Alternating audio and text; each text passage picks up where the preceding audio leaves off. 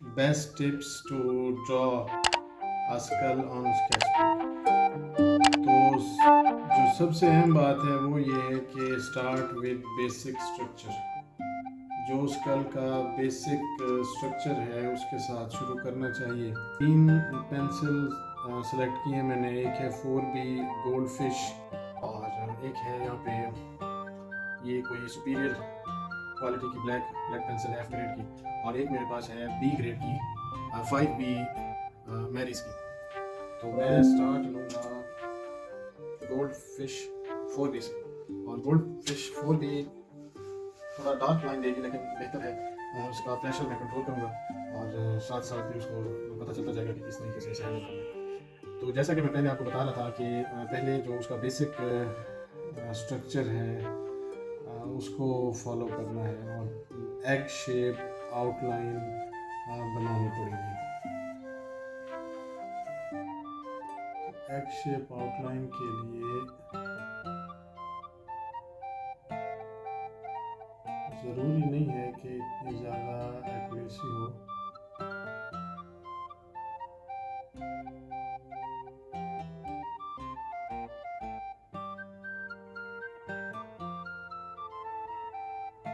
इस तरह। और हॉरिजॉन्टल आई लाइन मार्क करनी है कि कहाँ कहाँ पे उसकी आइज़ आएंगी, यानी कि जो आइज़ के लिए जो जगह बनी होती है उसकी बात मैं कर रहा हूँ। इससे थोड़ा ऊपर, और जो नोज़ कैविटी है वो ट्रायंगुलर मिडल पोर्शन में बनेगी, लाइंस के दरमियान।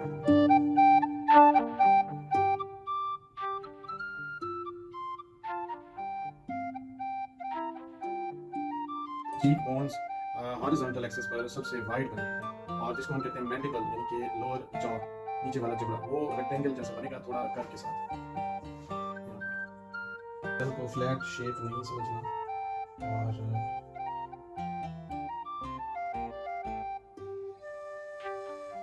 यहाँ पे डेप्थ होगी।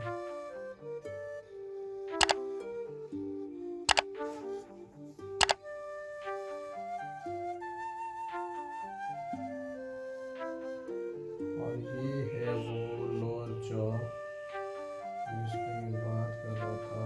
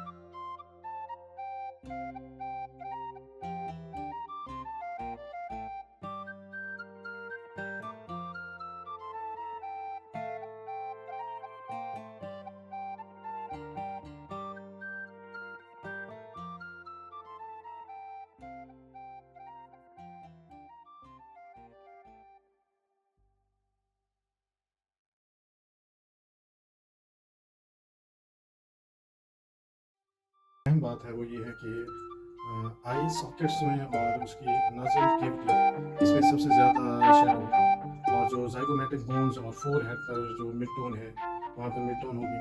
टीथ पर लाइट स्ट्रोक्स इस्तेमाल करना है यहाँ पे, क्योंकि वो सबसे आगे होते हैं, और ओवर शेडिंग से अवॉइड करना है। ये 4 टिप्स बहुत अहम है, यानी कि आई सॉकेट और नोजल केविटी में सबसे ज़्यादा शेडो आपने देना है। ये तो फार्मूला है, चाहे आप किसी भी डायरेक्शन से किसी भी तरह से शेडिंग कर रहे हैं स्कल के लिए। और इसके अलावा फोर हेड जो है उसमें मिडल टोन आएंगी, टीथ पर लाइट स्ट्रोक्स होंगे, और ओवर शेडिंग से यहाँ पे अवॉइड करना है। सिर्फ ये पता चलना चाहिए कि ये जो टीथ्स हैं, इसके जो टीथ हैं, ये पता चलना चाहिए कि उनके कहाँ से ये स्टार्ट हो रहे हैं और कहाँ पे ये ख़त्म हो रहे हैं। उनकी बस आप काउंटिंग कर सकें, उनको गिन सकें कि कितने टीथ हैं, बस इतना इस पे शेडिंग का जो है इन्हसार है। पेंसिल को HB 2B 4B for shading use करें। मैं अभी तो F सीरीज़ की यूज़ कर रहा हूँ।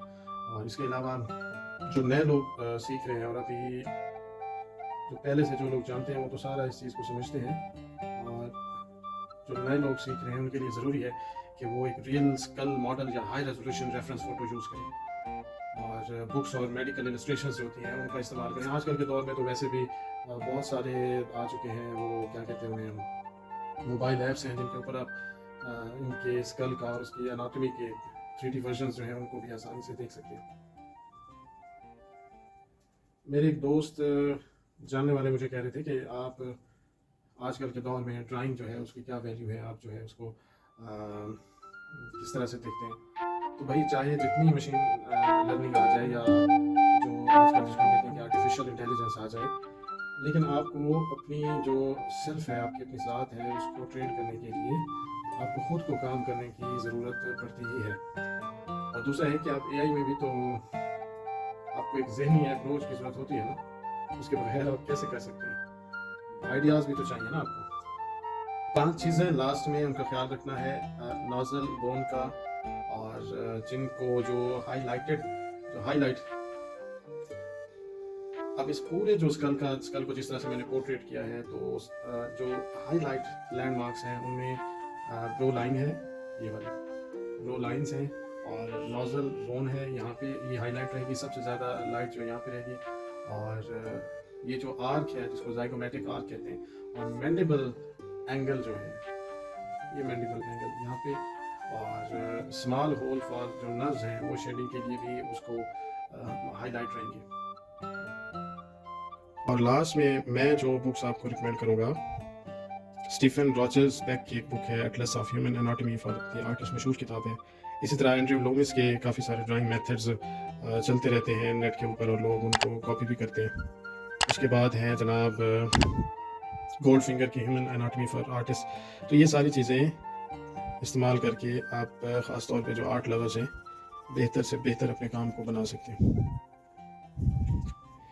हाँ जी, तो अब आपने मुझे कमेंट सेक्शन में बताना है कि किस तरह आपको जो बातें मैंने की कोई यूज़फुल है या नहीं है, और मुझे भी करेक्ट करना है। आपने कहीं पे मैं कोई चीज़ रह गई हो तो मुझे बताइएगा। इंशाल्लाह नेक्स्ट वीडियो में फिर मुलाकात होगी।